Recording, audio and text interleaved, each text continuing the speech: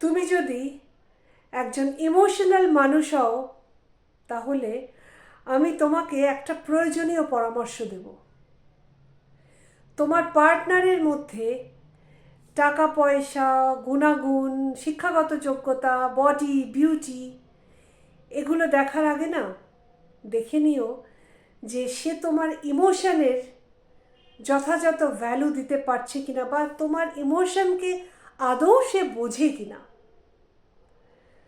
এখনকার যত over practical, ambitious, কাজ পাগল লোকেরা আছে না, তারা ইমোশনের গুরুত্ব খুব একটা বোঝে না বা দিতে চায় না।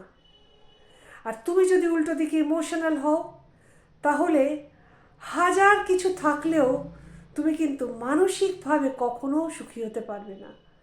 তাই যে পার্টনার তোমার ইমোশনকে বুঝবে, জানবে সেই তোমার জন্য পারফেক্ট।